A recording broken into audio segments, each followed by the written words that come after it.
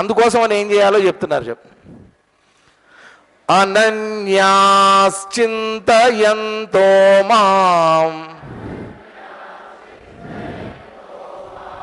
ఏ జనాః పర్యుపాసతే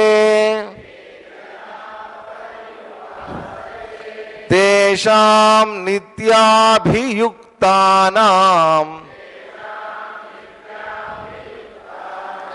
యోగక్షేమం వహామ్యహం.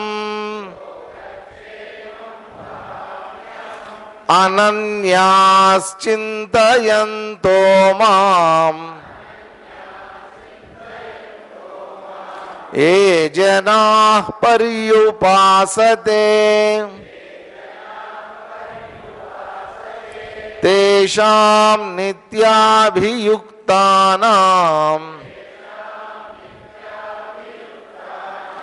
యోగక్షేమం వహామ్యహం. ఏ జనాః అనన్యాః మాం చింతయంతః, ఏ జనాః, ఏ జనులైతే, ఏ భక్తులైతే, ఏ యోగులైతే అనన్యాః మాం చింతయంతః, అనన్యమైనటువంటి భక్తితోటి లేదా అనన్యమైనటువంటి సాధనతోటి మాం భజంతి, నన్ను భజిస్తారో, ఉపాసతే ఉపాసన చేస్తారో, తేషాం నిత్యాభియుక్తానాం, అటువంటి వాళ్ళు, తేషాం అటువంటి వాళ్ళ యొక్క, నిత్యాభియుక్తానాం వాళ్ళు ఎప్పుడు కూడా దేని యందు నిష్ట కలిగి ఉంటారు? నా యందే నిష్ట కలిగి ఉంటారు. నిత్యాభియుక్తానాం ఉండి ఏం చేస్తారట? అటువంటి వాళ్ళ యొక్క యోగక్షేమం అహం వహామి, వాళ్ళ యొక్క అట్లా ఉన్నటువంటి వాళ్ళ యొక్క యోగక్షేమాల్ని నేను చూసుకుంటాను. యోగక్షేమాలు కాబట్టి రెండు కండిషన్స్ ఉన్నాయి దీంట్లో. ఒకటేంటి? మొట్టమొదటి కండిషను, ఏ జనాః అనన్యాః మాం చింతయంతః. చింతయంతః నిరంతరం చింతన చేస్తూ ఉండాలి. ఎవరి గురించి చింతన చేస్తూ ఉండాలి? భగవంతుడి గురించి చింతన చేస్తూ ఉండాలి. నిరంతరం భగవద్ ధ్యానం అనేటువంటిది, భగవత్ చింతన అనేటువంటిది చేస్తూ ఉండాలి. ఏం చేస్తున్నా, ఏ పని చేస్తున్నా, ఎక్కడున్నా, ఏ సందర్భంలో ఉన్నప్పటికీ కూడా భగవత్ చింతన. చింతయంతః అనన్యాః. కాబట్టి ఆ భగవంతుణ్ణి ఎక్కడ చూస్తున్నావు నువ్వు? అన్యం, బయట కాదు చూడాల్సింది. ఇప్పుడు ఎక్కడ చూడాలి ఆయన్ని? నా లోపలే. చూడండి, బయట కనుక చూడటం మొదలు పెట్టాము అంటే భగవంతుడిని వెతుక్కోవాల్సి వస్తుంది. అవునా కదా? భగవంతుడు ఎక్కడున్నాడు? ఇక్కడున్నాడా, అక్కడున్నాడా, వాళ్ళల్లో ఉన్నాడా, ఇందులో ఉన్నాడా, దీంట్లో ఉంటాడా అని బయట వెతుక్కోవాల్సి వస్తుంది. అదే నా లోపలే ఉన్నాడు అనుకోండి భగవంతుడు, వెతుక్కోవాల్సిన అవసరం లేదు కదా. మనం కూడా అప్పుడప్పుడు ఏం చేస్తూ ఉంటాం, ఇంట్లో సెల్ ఫోన్ ఉంది, అప్పుడప్పుడు ఎక్కడ పెట్టామో గుర్తుండదు. అమ్మని అడిగితే చెప్తారు ఎక్కడ పెట్టాము. నాకు అంతే, ఒక్కొక్కసారి ఎక్కడ పెట్టాను సెల్ ఫోను, ఎవడన్నా ఫోన్ చేస్తే బాగుండు, మోగితే గుర్తు, అక్కడ మోగిన దగ్గరికి వెళ్ళొచ్చు కనీసం అని అనుకుంటూ ఉంటాం. ఎందుకని? ఎక్కడో పెట్టేశాం అది. అందుకని ఏం చేస్తానంటే, ఒక్కొక్కసారి నా దగ్గర ఇంకొక సెల్ ఫోన్ ఉంది, అది ఎప్పుడు అది టీవీ దగ్గరే ఉంటుంది అనమాట. అది ఎందుకు వాడను, అది ఎప్పుడు వాడను, ఊరినే రీఛార్జ్ చేసి పెడుతూ ఉంటా. ఒక 50 రూపాయలు 90 రూపాయలు ఉంటుంది కదా మినిమం రీఛార్జి, అది వేసి పెడతాను అనమాట. ఎందుకైనా మంచిదని. స్టాండ్ బై ఫోన్ అనమాట. దాంట్లో ఒకసారి నొక్కుతా అనమాట, ఈ నెంబరు నొక్కితే ఎక్కడో బెడ్రూమ్లో దిండు పక్కన మోగుతూ ఉంటుంది అనమాట. అది అక్కడికి వెళ్ళి తెచ్చుకుంటుందండి. బయట ఉంటే మర్చిపోతాం. అదే ఫోన్ నా జేబులో ఉందనుకోండి, అనన్యం, నాకంటే వేరుగా లేదు, ఇంకా నా దగ్గరే ఉంది, నా జేబులోనే ఉందనుకోండి, మర్చిపోయే ప్రసక్తి ఉండదు కదా. ఇప్పుడు నేను సెల్ ఫోన్ గురించి చెప్పా. సెల్ ఫోన్ అంటే నేను అక్కడ పెడితే అక్కడ పెట్టి మర్చిపోతాను, బాగానే ఉంది. నా చెయ్యిని మర్చిపోతానండి? నా చేతిని మర్చిపోతానా? నా జుట్టుని మర్చిపోతానా? నా కంటిని మర్చిపోతానా? నా ముక్కును మర్చిపోతానా? మర్చిపోం కదా. ఎందుకని? ఇవి నాకంటే అన్యంగా లేవు. ఫోన్ నాకంటే అన్యంగా ఉంది కాబట్టి ఎక్కడన్నా పెట్టి మర్చిపోయే ప్రమాదం ఉంది. నా లోపలే, నాకంటే అన్యం కాకుండా అనన్యంగా నా లోపలే భాగం అయిపోయినటువంటి వస్తువుని నేను మర్చిపోవటం అనేది జరగదు కదా. అందుకని భగవంతుడిని ఎలా చింతన చేయమంటున్నారు? నా లోపలే ఉన్నటువంటి భగవంతుడు, నేనుగా వ్యక్తం అవుతున్నటువంటి భగవంతుడు. కాబట్టి నేనుగా, నా లోపలే నేనుగా ప్రకటితం అవుతున్నటువంటి భగవంతుడు అంటే అది నిజమైనటువంటి ధ్యానం. ఇక్కడ దాని పేరు ఊరినే చింతన అని పెట్టారు. నిరంతరం చింతన చెయ్యి అంటున్నారు. ఆ చింతన చెయ్యగలగటం ఏదైతే ఉందో అది వేరేదేమీ కాదండి, అదే ధ్యానం అంటే. కాబట్టి అటువంటి వాడు నేనే భగవంతుణ్ణి అన్న సంగతిని తెలుసుకున్నటువంటి వాడు ఎక్కడ కూర్చున్నా కానీ, మందలో కూర్చున్నా, మందిలో కూర్చున్నా, బస్టాండ్లో, రైల్వే స్టేషన్లో, ఎక్కడున్నా, ప్రయాణం చేస్తున్నా, ఎక్కడున్నప్పటికీ నేనే భగవత్ స్వరూపం అన్నటువంటి విషయాన్ని మర్చిపోనటువంటి వాడు. కాబట్టి భగవంతుడి చింతన అంటే భగవంతుడిని వేరుగా చింతన చేయొద్దండి, నేనుగా చింతన చేయాలి, అనన్యంగా చింతన చేయాలి. ఇక్కడ చింతన అంటే ఏంటి? నిరంతరం చేసేటటువంటి చింతన, వదిలిపెట్టకుండా. అందుకనే శంకరాచార్యులు వారు భగవత్ చింతన అనేటువంటిది ఎలా జరగాలి అంటే తైలధారవత్ అంటారు ఆయన. తైలధార అనేటువంటిది మనం ఎప్పుడైనా నూనె ఆజ్యధారవత్ అంటారు పైగా ఆయన ఇంకొక చోట ఆద్యధార. బాగా నెయ్యి ఉందనుకోండి, చిక్కటి నెయ్యి ఉందనుకోండి, ఆ నెయ్యిని ఇట్లా పైకి ఒక గరిటలో అయితే ఇట్లా పోసామనుకోండి, ఎలా పడుతుంది అది? ధార మధ్యలో గ్యాప్ ఉండదు చూడండి, మధ్యలో ఎక్కడ కానీ గ్యాప్ అనేటువంటిది ఉండదు, ఏదో ఒక కడ్డీలాగా కనిపిస్తుంది మనకి అది. అలాగా ఆజ్యధారవత్ భగవచ్చింతనం, ఎడతెరిపి లేనటువంటి భగవచ్చింతనం, నిరంతరం మనసులో సాగేటటువంటి భగవచ్చింతనం. భగవంతుడు కనుక మర్చిపోతే భగవంతుడి యొక్క ఎడబాటుని భరించలేనటువంటి స్థితి వస్తుంది. మహాత్ములందరూ ఆ స్థితి ఉంటారు. భగవంతుడిని మర్చిపోవాలంటే భయపడతారు వాళ్ళు. మనం భగవంతుడిని గుర్తు తెచ్చుకోవడం మనకు కష్టం అవుతుంది. మహాత్ములైనటువంటి వాళ్ళకట భగవంతుడిని ప్రమాదో వై మృత్యు అంటారు ఉపనిషత్తులు. అందుకనే భగవంతుడిని ఎక్కడన్నా మర్చిపోతానేమో అని భయపడతారట వాళ్ళు. భగవంతుడిని మర్చిపోకూడదు పొరపాటును కూడా. ఆ విధంగా ఎవరైతే సాధన చేస్తారో, తెలుసుకుంటారో భగవంతుడు, అటువంటి వాళ్ళ యొక్క యోగక్షేమం వహామ్యహం, అటువంటి వాళ్ళ యోగక్షేమాలు నేను చూసుకుంటాను అంటున్నాడు. మామూలుగా మన తెలుగు భాషలో మనం అంటూ ఉంటాం, యోగక్షేమాలు కనుక్కొని రండి అంటారు. అంటే అర్థం ఏంటి చెప్పండి? మన తెలుగు భాషలో మనం వాడే రెగ్యులర్ పదం ఇది, యోగక్షేమాలు అంతా. అంటే ఏంటి చెప్పండి? ఆ అర్థం ఏమి?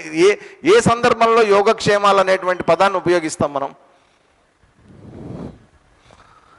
ఎప్పుడు ఆలోచించాం, కానీ ఉపయోగం మాత్రం బాగా ఉపయోగిస్తాం. యోగక్షేమాలు కనుక్కోండి అంటాం. అంటే అర్థం ఏంటి? మంచి చెడు కదా, మామూలుగా మంచి చెడు అనేటువంటిది, మంచి చెడు కనుక్కోండి, యోగక్షేమాలు కనుక్కోండి. అవి ఎందుకు వాడతామో తెలియదు, మొత్తానికి వాడుకలోకి వచ్చేసింది ఆ పదం, యోగక్షేమాలు కనుక్కోండి అని. బాగున్నారా లేదా, మంచి చెడు ఎట్లా ఉంది, ఇది కనుక్కోవడానికన్నా యోగక్షేమాలు. మామూలుగా ఏంటంటే యోగక్షేమము అంటే శంకరాచార్యుల వారు ఇచ్చినటువంటి అర్థం ఏంటంటే అప్రాప్తస్య ప్రాపణమితి యోగం. అప్రాప్తస్య ప్రాపణం, ఇంతకు ముందు నేను పొందనటువంటి దాన్ని పొందటం ఏదైతే ఉందో అది యోగం. తర్వాత ఏం చేయాలి?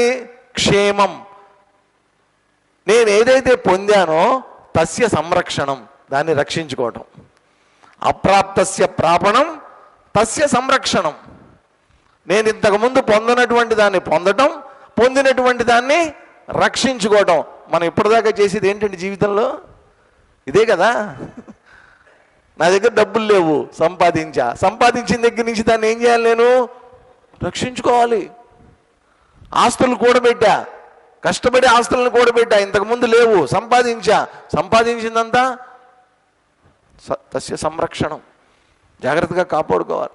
ఇంతకుముందు భార్యా పిల్లలు లేరు నా జీవితంలో, వచ్చారు, వచ్చిన తర్వాత వాళ్ళని ఏం చేయాలి? నేను రక్షించుకోవాలి, నా బాధ్యత అది. కాబట్టి లేని దాన్ని తెచ్చుకోవటం, తెచ్చుకున్న దాన్ని రక్షించుకోవటం, ఇది యోగము, క్షేమము. కాబట్టి ఇక్కడ భగవానుడు ఏమంటున్నాడంటే, బాబు నువ్వు లేని దాన్ని ఏదైతే తెచ్చుకోబోతున్నావో ఆ తెచ్చుకునేది నేనే ఇస్తా, ఆ తెచ్చుకున్న దాన్ని సంరక్షించుకోవటం చూసావా, అది కూడా నేనే చేసి పెడతా. రెండు నాకు వదిలేసి, యోగక్షేమాలు అనేటువంటివి నాకు వదిలేసి నేను చూసుకుంటా. ఎవరికి కండిషన్ ఏంటిది? ఎవరైతే నన్ను అనన్యభావంతో నిరంతరం చింతన చేస్తూ ఉంటారో, చింతిస్తూ ఉంటారో, నా గురించి ఆలోచనలు అనేటువంటివి చేస్తూ ఉంటారో, అటువంటి వాళ్ళకి నేను ఈ విధంగా సహాయం చేసి పెడతా. వాళ్ళ యోగక్షేమాలు నేను చూసుకుంటాను అంటే వాళ్ళు ఇక దేని గురించి బాధపడాల్సినటువంటి అవసరం లేదండి.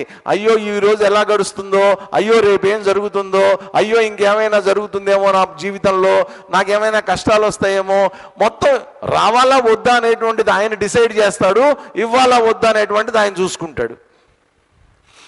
నీ జీవితంలో కష్టం రావాలా ఆయనే చూసుకుంటాడు, లేదు దుఃఖం రావాలా ఆయనే చూసుకుంటాడు, లాభం రావాలా ఆయనే చూసుకుంటాడు, అన్నీ ఆయనే చూసుకుంటాడు. ఆయనకు వదిలేసేయి నువ్వు.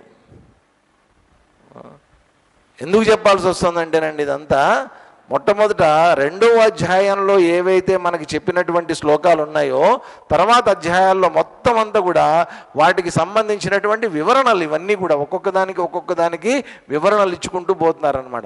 అక్కడ వచ్చినటువంటిది ఈ త్రైవిద్యామాం సోమపాహ పూత పాపాహ, ఇంతకుముందు శ్లోకంలో చెప్పినటువంటిది క్షీణే పుణ్య మర్త్యలోకం విశంతి, వెళ్ళినటువంటి వాళ్ళు తిరిగి వస్తారు, ఇది చెప్పారు, అక్కడే చెప్పారు. ఇక్కడ కూడా చెప్తున్నారు, ఎవరైతే మొత్తం నాకు సమర్పించి నన్నే ఎవరైతే ఆరాధిస్తారో అటువంటి వాళ్ళ యోగక్షేమాలు నేను చూసుకుంటాను. మొత్తం అంతా కూడా అక్కడ కూడా మొత్తం ఇక్కడ ఏం చెప్తున్నారు, అనన్యాశ్చింతయంత సర్వధర్మాన్ పరిత్యజ్య మామేకం శరణం వ్రజ, ఇవన్నీ వస్తాయి. ఇటువంటి శ్లోకాల్లాగానే ఉంటాయి అవన్నీ కూడా చెప్తూ మళ్ళీ ఏమంటున్నారు, ఏప్యన్య దేవతా భక్తాః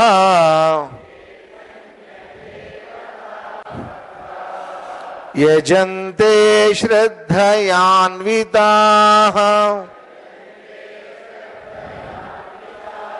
తేపి మామేవ కౌంతేయ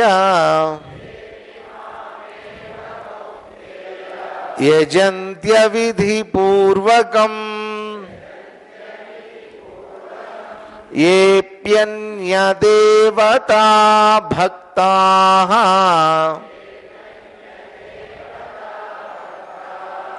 యజంతే శ్రద్ధయాన్వితాః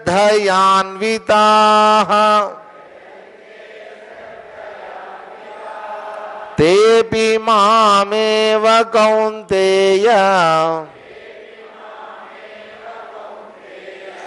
యజంత్య విధిపూర్వకం. కౌంతేయ అర్జున, ఏ అపి అన్యదేవతా భక్తాః శ్రద్ధయా అన్వితాః యజంతే, ఎవరైతే నన్ను కాదు, నన్ను కాకుండా అన్యదేవతాః ఇతరులైనటువంటి దేవతలు, వాళ్ళ కోరికల్ని ప్రకారం ఆయా రకాలైనటువంటి దేవతల్ని ఎలాగా శ్రద్ధయా అన్వితాః యజంతే, శ్రద్ధతో కూడుకుని ఎవరైతే ఆరాధిస్తారో తే అపి అవిధిపూర్వకం మామియేవ యజంతి, వాళ్ళు తెలుసో తెలియకో అవిధిపూర్వకం. అవిధిపూర్వకం అంటే వాళ్ళు ఆచరించేటటువంటి దాంట్లో విధి లేదు, చేయాల్సినటువంటి పద్ధతులు అవన్నీ ఏమీ లేవు. లేకపోయినప్పటికీ కూడా వాళ్ళు తెలుసో తెలియకో ఎవరిని ఆరాధిస్తున్నారో తెలుసా, నన్నే ఆరాధిస్తున్నారు. ఇంతకుముందు శ్లోకంలో ఏంటి, తెలిసి చేసేటటువంటి భక్తి అంటే భగవంతుడు తప్ప మరేం అక్కర్లేదు అనేటువంటి శ్రద్ధతోటి చేసేటటువంటిది భక్తి. అటువంటి వాళ్ళ యోగక్షేమాలు నేను చూస్తున్నాను అన్నారు కదా. కొంతమంది ఉంటారు భగవంతుడు చూసుకునేటటువంటి యోగక్షేమాల మీద నమ్మకం లేదు వాళ్ళకి. భగవంతుడు ఉన్నాడు, అంత మాత్రం చేత నా యోగక్షేమాలు ఆయన చూసుకుంటాడండి, నా సంగతి నేను చూసుకోకపోతే ఎట్లాగా, ఏమో ఆయనకి ఎన్ని పనులు ఉంటాయో, కాబట్టి నేనేం చేస్తాను, నాకు నచ్చిన దేవతల్ని నేను ఆరాధిస్తాను, నాకు కొన్ని కోరికలు ఉన్నాయి, నేను కోరుకున్నవన్నీ ఆయన తీర్చట్లేదు, కాబట్టి అవిధిపూర్వకం దాంట్లో నేను తెలుసో తెలియకో తెలిసినంత వరకు మొత్తానికి ఇతర దేవతల్ని కూడా నేను ఆరాధిస్తాను. ఆరాధించిన తర్వాత వాళ్ళు ఏం చేస్తారు, ఆ దేవతలు సంతృప్తి చెందినటువంటి దేవతలు నాకేమన్నా అడిగినటువంటివి, నేను అడిగినటువంటివి, నాకు ఇవ్వాలనుకున్నటువంటివి నాకు ఇచ్చేస్తారు. థ్యాంక్స్ చెప్తా వాళ్ళకి.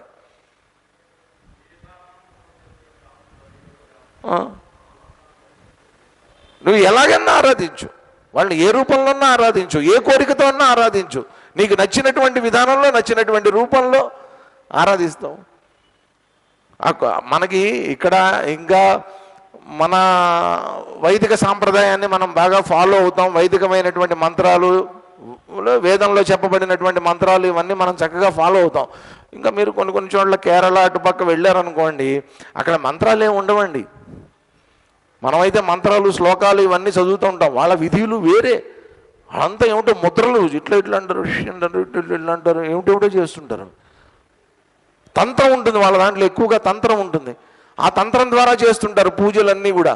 నైవేద్యం పెట్టాలంటే ఏమిటో ఇట్లా అంటారు, ఇట్లా ఇట్లా అంటారు, ఇట్లా ఇట్లా అంటారు, ఇట్లా అంటారు. ఏంటదంతా మనకు అర్థం కాదు, మనం కేవలం చూడగలం అంతే. కానీ దాని యొక్క అర్థము అంతరార్థము వాళ్ళకి తెలుస్తుంది. మనం వైదిక దృష్టిలో చూసామనుకోండి, అవిధిపూర్వకం. అది అసలు విధేనా? ఇట్లా ఇట్లా అంటే దేవుడు ఎప్పుడు వచ్చేస్తాడా అని అనిపిస్తుంది మనకి. వాళ్ళేమనుకుంటారు, ఏంటి మీరు ఊరికినే గొంతులు చించుకుని మంత్రాలు చదువుతారంటారు వాళ్ళు. వాళ్ళకి మనం చేసేటటువంటిది అవిధిపూర్వకంగా కనిపిస్తుంది వాళ్ళకి. ఎందుకు ఇంత మంత్రాలు చదువుతారు, గట్టి గట్టిగా అరుస్తారు, అందరూ కలిసి అంటారు వాళ్ళు. మనది మంత్రం, వాళ్ళది తంత్రం. అందుకనే అక్కడ ఆ పూజారులు వాళ్ళు ఉంటారు, వాళ్ళని తంత్రి అంటారు. తంత్రీస్, వాళ్ళ తంత్రం తెలుసు వాళ్ళకి. ఆ తంత్రంలో అన్ని ముద్రలే ఉంటాయి, ఎక్కువగా అసలు మంత్రాలు ఉండవు వాళ్ళకి. నేను చూశాను వాళ్ళదంతా, వాళ్ళ సిస్టమ్ అంతా కూడా నేను గమనించాను. అవిధిపూర్వకం, అది విధ అవిధ అనేటువంటిది చేసేవాడికి తెలుస్తుంది. మొత్తానికి ఏంటి, అది విధిపూర్వకంగా చేశాడా అవిధిపూర్వకంగా చేశాడా, మొత్తానికి ఒక దేవతను మొప్పించి ఏదో పొందాలనుకుంటాడు. అలా పొందేటటువంటిదంతా కూడా ఎవరిస్తున్నారో తెలుసా? నేనే వాళ్ళ రూపంలో ఉండి నేను నీకు ఇస్తున్నా. విధి తెలిసి చేశావో విధి తెలియక చేశావో నాకు అనవసరం. నీలో భక్తి ఉంది, చెయ్యాలనేటువంటి, నీకు పొందాలనేటువంటి ఆర్తి ఉంది. ఆ ఆర్తిని చూసో, నీలో ఉన్నటువంటి సిన్సియారిటీని చూసో, నీలో ఉన్నటువంటి భక్తిని చూసో, మొత్తానికి ఇవ్వాలనుకున్న వాళ్ళ ద్వారా నేను ఇచ్చింది మాత్రం నేనే చెప్పి తర్వాత చూడండి. అహం హి సర్వయజ్ఞానాం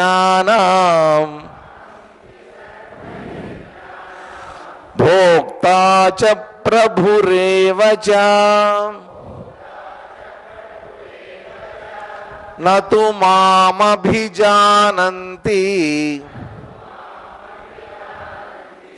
తత్వేనాతస్య వంతి తే.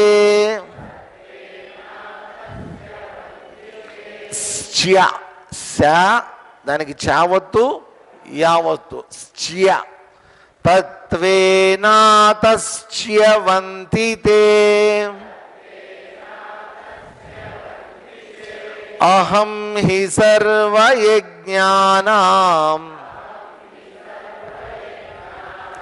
భోక్తా చ ప్రభురేవ చ నతు మామభిజానంతి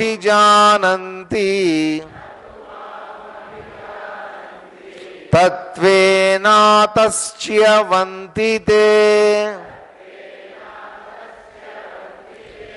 సర్వయజ్ఞానాం భోక్తా ప్రభుః చ అహం ఏవ హి.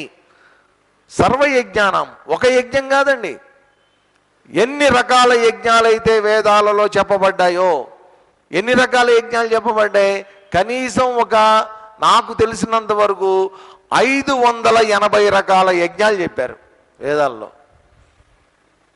580 రకాల యజ్ఞాలు.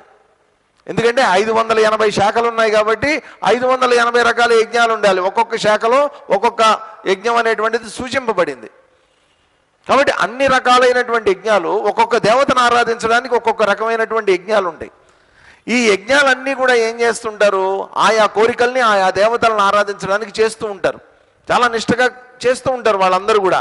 అయితే ఎన్ని రకాల యజ్ఞాలన్నా చేయని, 580 రకాల యజ్ఞాలను చేసినప్పటికీ కూడా అన్ని యజ్ఞాలలో కూడా భోక్తా ప్రభుః ఏవచ నేనే. ప్రతి యజ్ఞంలోనూ మీరు సమర్పించేటటువంటి హవిస్సులు, తీసుకునేటటువంటి వాడు భోక్త. భోక్త అంటే భుజించేటటువంటి వాడు భోక్త. కాబట్టి అన్నీ మనం ఆయనకి సమర్పిస్తూ ఉంటాం. అగ్నిలో వేసినటువంటిదంతా ఏం చేస్తూ ఉంటాడు ఆయన? అగ్ని ద్వారా భోక్త తీసేసుకుంటూ ఉంటాడు ఆయన. అగ్నిలో ఏం వేసినా కానీ అవన్నీ ఆయనకి, ఆ దేవతలకు వెళ్ళిపోతూ ఉంటాయి. ముఖ్యమైనటువంటి దేవతకి వెళ్ళిపోతూ ఉంటాయి అవన్నీ. ఏ దేవతలకు అవన్నీ చెందినప్పటికీ కూడా అందరు దేవతల ద్వారా తీసుకుంటున్నటువంటిది ఆయనే. భోక్తను నేనే. ఒక యజ్ఞంలో నువ్వు కనీసం 20 మంది దేవతలకి నువ్వు హవిస్సులు సమర్పిస్తావు. 20 మంది హవిస్సుల్ని కూడా తీసుకునేటటువంటిది నేనే. ప్రభువు ఆ యజ్ఞం జరుగుతున్నంతసేపు అక్కడ ప్రభువుగా, అక్కడ అధ్వర్యుగా నిలబడేటటువంటిది నేనే. కాబట్టి యజ్ఞం ఎవరిని ఉద్దేశించన్నా చేయి, ఆయనకి వెళ్తుంది ఆ యజ్ఞ ఫలం అనేటువంటిది. ఎవరికన్నా నువ్వు హవిస్సులు సమర్పించు, స్వీకరించేటటువంటి వాడు మాత్రం ఆయనే. ఏంటిదంతా అంటే మనం ఇక్కడ అనేక రకాలైనటువంటి కర్మకాండాలు చేస్తున్నాం, కర్మలు చేస్తున్నాం, కర్మయోగం చేస్తున్నాం, కర్మలు చేస్తున్నాం, కర్మకాండలు చేస్తున్నాం. అనేక రకాలైనటువంటి దేవతల కోసం పూజలు, పునస్కారాలు, ఉపాసనలు ఇటువంటివన్నీ కూడా చేస్తున్నాం. ఇవన్నీ దేనికోసం చేస్తున్నాం? ఇంతకుముందు శ్లోకంలో చెప్పినట్టు ఏదో ఒక కోరిక కోసం అని చెప్పి మనం ఇవన్నీ చేస్తూ ఉంటాం. రకరకాల దేవతలను ఆరాధిస్తూ ఉంటాం. ఈ దేవతలందరినీ ఆరాధిస్తూ ఉన్నప్పటికీ కూడా ఈ దేవతలకు ఇవ్వగలిగినటువంటి శక్తిని ఇచ్చినటువంటి వాడు నన్ను మర్చిపోతావు నువ్వు. ఎందుకని? వాళ్ళ ద్వారా స్వీకరించేటటువంటి వాడిని నేనే, వాళ్ళ ద్వారా ఇప్పించేటటువంటి వాడిని కూడా నేనే. కాకపోతే ఏంటి? నన్ను నువ్వు అన్యంగా చూస్తున్నావు. కాసేపు చూస్తే చూసుకో, మొత్తానికి ఉన్నటువంటి వాస్తవం మాత్రం ఇది అని చెప్పి తే తత్వేనతు మాం న అభిజానాతి. వాళ్ళందరూ ఎవరట పాపం? మాం తత్వేన న అభిజానాతి, నా అభిజానాతి, నన్ను పూర్తిగా ఎరగనటువంటి వాళ్ళు, నన్ను తెలుసుకోలేనటువంటి వాళ్ళు. ఏ విధంగా తెలుసుకోలేకపోయారు వాళ్ళందరూ? తత్వేన. కాబట్టి భగవంతుడిని ఎలా తెలుసుకోవాలి? నువ్వు తెలుసుకోగలిగితే తత్వం తత్వం తత్వం తత్వం. కాబట్టి శివుడు కైలాసంలో కూర్చుని ఏం చేస్తూ ఉంటాడు? ఆయనకి రెండే పనులు. ఒకటి, కాస్త యాక్టివ్గా ఉన్నాడా, మూడు బాగుందా, చక్కగా తాండవం చేసుకుంటాడు, శివతాండవం చేసుకుంటాడు. ఆయన మూడు బాలేదా, ఏం చేస్తాడు? ఆయన ధ్యానం చేసుకుంటాడు. మూడు బాగోకపోతే ధ్యానం, మూడు బాగుంటే తాండవం. అది ఆయన పద్ధతి. శివతాండవం చేస్తూ ఉన్నంతసేపు ఆయన అమ్మవారు ఇద్దరు కలిసి చేస్తుంటారు. ఒక్కొక్కసారి ఆయన ఒక్కడే చేస్తూ ఉంటాడు. ఇదంతా నంది, భృంగి వీళ్ళందరూ కలిసి అక్కడ చక్కగా మధ్యలో తబలాలు, డోలకులు ఇవన్నీ వాయిస్తూ ఉంటారు. ఆ మృదంగ వాద్యం జరుగుతూ ఉంటే ఈయన దానికి తగ్గట్టుగా లయబద్ధంగా శివతాండవం చేస్తూ ఉంటాడు. మరి ఆయన ధ్యానం కూడా చేసుకుంటూ ఉంటాడు ఒక్కొక్కసారి. ఇప్పుడు మనకు ఒక డౌట్ వస్తుంది, అందరూ శివుడి గురించి ధ్యానం చేస్తే శివుడు ఎవరి గురించి ధ్యానం చేస్తాడయ్యా? మనందరం ఏమో శివో నాయనా శివ శివోహం శివోహం అని మనం ధ్యానం చేస్తాం. ఆ శివుడు ఎవరి గురించి ధ్యానం చేస్తాడు? తత్వేన. శివుడు ఎవరి గురించి ధ్యానం చేస్తాడు తెలుసా? శివతత్వం గురించి ధ్యానం చేస్తాడు ఆయన దృష్టి శివతత్వం మీద ఉంటుంది. మనం ఏం చేస్తున్నాం? శివుడిని పైన ఆకారంగా మనం చూస్తాం. శివుడిని ఉదాహరణగా చెప్తున్నా మీకు. శివుడి యొక్క ఉదాహరణ ఏంటంటే, మనకి మామూలుగా ఎలాగ ఉండాలి? శివుడు అనగానే వెనక కైలాసము, కొండలు అన్నీ ఉండాలి, మృగచర్మధారి అయి ఉండాలి, పక్కన త్రిశూలం ఉండాలి, మెడలో నాగుపాములు ఉండాలి, పినాక హస్తాయ సనాతనాయ ఇవన్నీ ఉండాలి. ఆయన పారఫెర్నేలియా అంతా ఉండాలి చుట్టూ. అవన్నీ ఉంటేనే శివుడు మనకి. కృష్ణుడు ఆయన పారఫెర్నేలియా పక్కన రాధ ఉండాలి, వెనక గోవు ఉండాలి, ఆ కదంబ వృక్షమో ఏదో ఆ వృక్షం ఉండాలి, ఆయన అక్కడ కూర్చుని మురళీగానం చేస్తూ ఉండాలి. ఇవన్నీ ఉంటాయి. ఓ దూడ, ఆవు ఇవన్నీ మనకు కనిపించాలి. కౌస్తభమణి హారం ఉండాలి, నెమలి పింఛం ఉండాలి, చేతిలో ఫ్లూట్ ఉండాలి. ఈ పారఫెర్నేలియా అంతా ఉంటే ఆయన కృష్ణుడు ఉండవు. కృష్ణుడు కూర్చుని ధ్యానం చేసుకుంటూ ఉంటాడు. ఆయన ఎవరి గురించి ధ్యానం చేస్తాడయ్యా? చూసారా మనకి అది ఎవరు? ఆ యోగేశ్వర కృష్ణుడి యొక్క ఫోటోని వాళ్ళొక్కళ్ళే, ఆ ఆర్గనైజేషన్ వాళ్ళ పేరేంటంటే యోగాదా సత్సంగ్, వాళ్ళొక్కళ్ళే దాన్ని రిలీజ్ చేశారు. అది కృష్ణుడు చక్కగా ఉండి ధ్యానం చేసుకుంటుంటాడు. ఆయన కృష్ణుడు ధ్యానం చేస్తుంటాడు. ఒక మందిరంలో కూర్చొని, మండపంలో కూర్చొని ధ్యానం చేస్తుంటాడు. మీకు ఎప్పుడన్నా వెళ్తే చూడండి, కొత్తపట్నం అని మన ఒంగోలు నుంచి 18 కిలోమీటర్స్ సీషోర్కి వెళ్తే అక్కడ కొత్తపట్నం అని ఉంది. ఆ కొత్తపట్నంలో చిన్మయ మిషన్ ఆశ్రమం ఉందన్నమాట. శ్రీ చిన్మయ శారదా తపోవనం అని చెప్పి ఆశ్రమం ఉంది. అక్కడ కృష్ణాలయం కట్టించారు. కృష్ణుడి విగ్రహం పెట్టాలనుకున్నారు. కృష్ణుడి విగ్రహం మామూలుగా ప్రతి చోట రొటీన్ కృష్ణుడు ఈయనే ఉంటాడు. మీరు ఎక్కడికన్నా వెళ్ళండి, ఈ కృష్ణుడే ఉంటాడు. వాళ్ళు నన్ను అడిగారు, స్వామీజీ మా కృష్ణుడు మాకు సపరేట్గా కొంచెం స్పెషల్గా కనిపించాలి అని అడిగారు. నన్ను అడిగారు అన్నమాట. అడిగితే అప్పుడు నేను వెళ్ళి జైపూర్ వెళ్ళి దగ్గరుండి దాదాపు ఒక 20 రోజులు జైపూర్లో మకాం వేసి కృష్ణుడి విగ్రహం చేయించాను. చక్కగా ధ్యానం. అసలు ఆ కృష్ణుడి విగ్రహం చెక్కిన తర్వాత ఆ శిల్పి సంతోష్ కుమార్ ప్రజాపతి అని ఆ శిల్పి అన్నమాట, ఆయన చెప్పింది ఏంటంటే నాతోటి, స్వామీజీ ఇప్పటిదాకా నా చేతులతోటి నేను నా కొడుకులు అందరం కలిసి ఒక 1000 కృష్ణుడి విగ్రహాలు చెక్కుంటాం. మేము ఒక 1000 దాకా చెక్కుంటాం. కానీ విచిత్రం ఏంటంటే ఈ కృష్ణుడి విగ్రహం, ఈ ధ్యాన ముద్రలో ఉన్నటువంటి కృష్ణుడిని ఈ విగ్రహం చెక్కడం ఇదే నా జీవితంలో మొట్టమొదటిసారి. నాకు తెలిసినంత వరకు జైపూర్లో ఇంతవరకు ఈ విగ్రహాన్ని ఎవరు చెక్కలేదు. ఇదే నేనే మొట్టమొదటిసారి ఇటువంటి విగ్రహాన్ని చెక్కడం. స్వామి, ఈ విగ్రహం చెక్కుతున్నంతసేపు, ఈ విగ్రహం చెక్కుతున్నంతసేపు ప్రతిరోజు కృష్ణుడు నా కల్లో కనిపించాడని చెప్పాడు ఆయన. ప్రతిరోజు నాకు తెలియకుండా అది కృష్ణుడు ఆయన ధ్యానం చేస్తుంటే నాకు కృష్ణ ధ్యానం అయిపోయింది అన్నాడు ఆయన. నాకు కృష్ణ ధ్యానం అయిపోయింది. ఆయన ధ్యానం చేస్తున్నాడు, ఆయన కృష్ణుడు ధ్యానం చేస్తుంటే ఆ ధ్యాన ముద్రలో ఉన్నటువంటి కృష్ణుని కూడా చెక్కడం అనేటువంటిది తనకి ధ్యానం అయిపోయింది అన్నాడు. అలాంటి ధ్యానం జరిగింది నాకు. ప్రతిరోజు కృష్ణుడి కల్లో కనిపించేవాడు నాకు. ఆ కృష్ణుడి విగ్రహాన్ని విజయవాడలో దింపుకున్నా. నేను దింపుకుని లారీలో వేసుకొని తీసుకెళ్తున్నా ఒంగోలు. తీసుకెళ్తుంటే మేదరం ఎడ్లు కాదు, ఎడ్లపాడు అని చెప్పి చిలకలూరిపేటకు అవతలు ఉంటుందన్నమాట.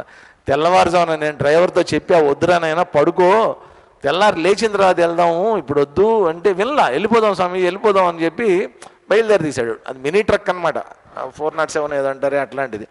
కూర్చున్న తర్వాత బండి వెళ్తుంటే తెల్లవారుజామున 4 అయింది టైము. 2ంటికి దించుకున్నాం దాన్ని. వెళ్తుంటే నిద్ర వచ్చేసింది డ్రైవర్కి. తీసుకెళ్ళి రోడ్డుకి సైడ్ రైలింగ్, అప్పుడు కొత్తగా వేసిన రోడ్డు అనమాట, రోడ్ సైడ్ రైలింగ్లు ఉంటాయే, రైలింగ్ కొట్టేశాడు.